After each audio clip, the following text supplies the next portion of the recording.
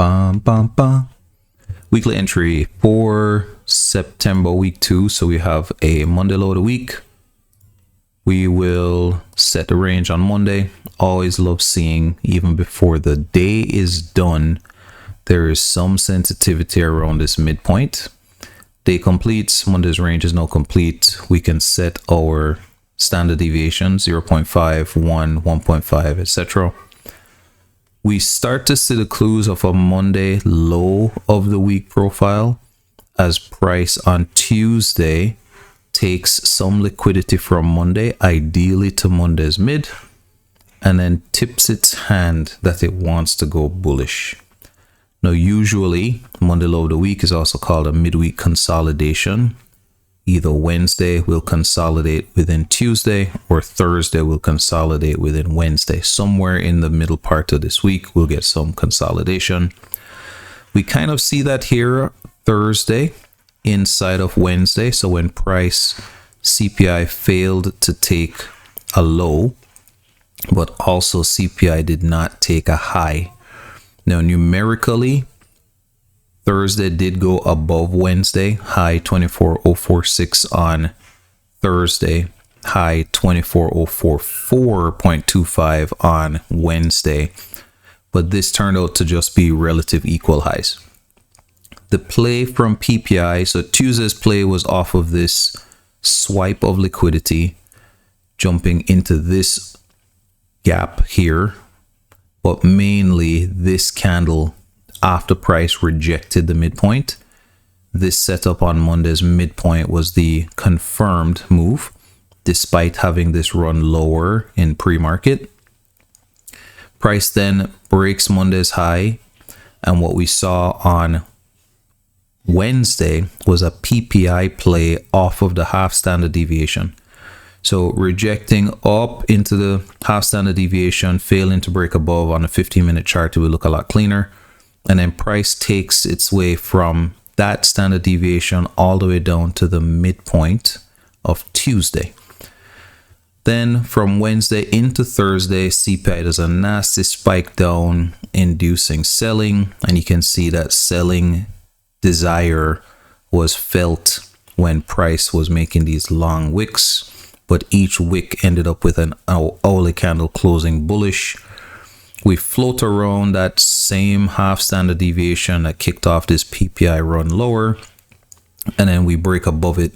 We stay above it, floating through Asia, floating between the high and the low, creating this accumulation. We run lower for a manipulation, and then we run higher for a distribution. The play here is the retest of the standard deviation level, which also aligned with the midpoint of London. So with that run, we see that price then takes its way up. So this is a ain't coming back Monday low of the week type of profile. Sometimes a Monday low of the week can see Friday take a dunk down to the high or the midpoint of Monday. But in this case, when we are above the standard deviation, 0.5 standard deviation, we had a retest off of London. The key for this one was staying bullish above London, then retesting discount, and then running higher, closing above, and then closing below that full standard deviation level. So 15-minute chart real quick, and then I'll wrap this one up. Okay, so here is the 15-minute chart. So briefly, first off, here's the 10:30 dump on Tuesday, then the retest of the midpoint. Then on Wednesday, the PPI play was a run up to that half standard deviation, a close below, a retest, and then a dump lower using this fair value gap or this inversion as a follow through play.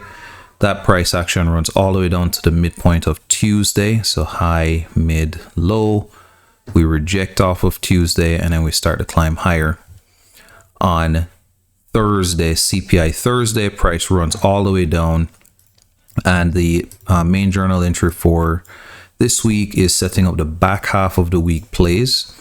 So anytime for you, Laz, what you need to do is, if you're starting to see price making these moves higher, just forcing its way higher, your best opportunity to frame is to look back for some inefficiency or some midpoint that does not get fully closed in. So on this CPI draw, we're going to draw out the measured gap and then work the journal entry for the setups on Friday. Okay, so here's the beginning of the framing. So we've got this gap. So we're seeing this price move higher. So let's restart. We're seeing this price move higher. This price move higher is, so this price move higher here is going into CPI. There is a lot of good sentiment here, but for bullishness, that is, meaning we've already retested Monday's mid. We've broken above. We were unable to close below the midpoint of Monday going into Thursday. Thursday then broke back above Monday's range that had that sensitivity. We take a stab at this low and then we start to climb higher. So CPI is setting up something. We don't know what. So once that setup manifests and we get this run down, but failing to close below Monday's high, then from a weekly profile perspective, we are not expecting any real bearishness. We cannot be long-term bearish on a weekly profile, or we cannot be weekly bearish on a weekly profile if we're failing to be below Monday's mid or failing to be below Monday's low. This is the time-based range of Monday that is determining the weekly profile. So we need something else. Now this faded out line was that long wick on the hourly chart. Price did not get to the midpoint, but what we see instead is that there's an inefficiency in here. Price barely wicks the midpoint of that inefficiency, which gives it a good classification of a measured gap. And a measured gap has a lot of other pieces to it, but in this case, what we're saying is that this gap failed to fill in. It's a bullish gap. We're not using the inversion because price is bullish. If price was bearish and it was inverting, then we would use the bearish gap as an inversion. But because we're in a bullish environment, we're just going to use the bullish leg, the bullish arrays. So coming back here to the back half of the week, the framing is simply using this measured gap. And you're going to, and what I do is I, just like it was taught, place the 50% of the fib on 50% of the measured gap, and that will set your standard deviation levels for a price ladder. And that ladder can be used. So price goes above a certain point, revisits it, comes above a certain point, revisits it, above a certain point, revisits it. That's the nature of the ladder. So let's just make these candles a little bit bigger. And what we see is that after CPI dunks down into that now defined measured gap, it breaks out and it has this aggressive choppiness of indecision, fighting between the two levels, retesting, rejecting, retesting, rejecting, and then climbing above. We then get into this accumulation, floating between these two levels going into Asia. So the PM session consolidates. We start a new day gap gets worked on the downside.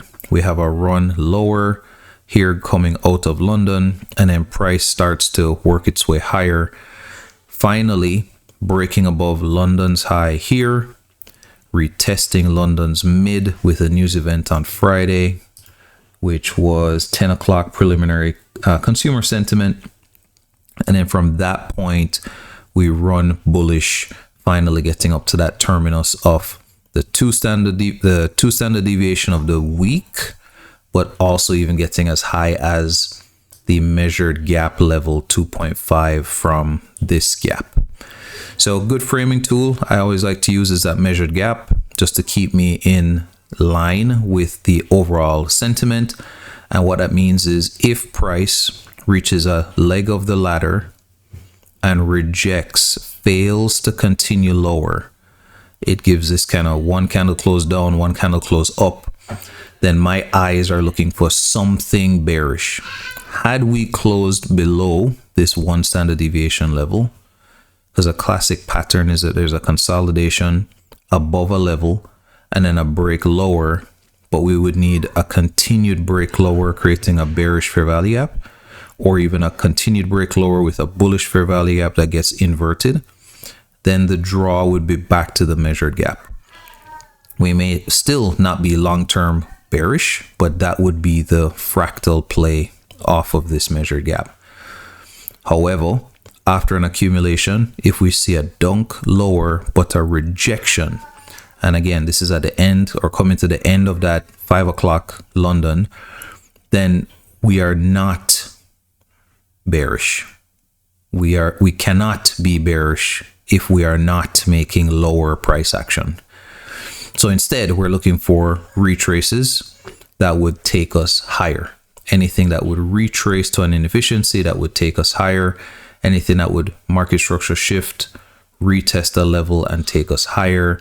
That would be the type of price action framing off of after the PPI, CPI news. This also was pretty choppy, so the liquidity was being built on the downside. There was a retest into some premium with a very inducing move lower. At one point, this whole candle was filled out, only to draw back up. And so there's a lot of attempts to just take a higher price to go lower, only to finally be undone when a candle closes above key levels, leaving engineered liquidity above, accumulating around a new session, taking a stab lower, only to reject, and then the true move starts to make itself known. All right, that's the higher time frame.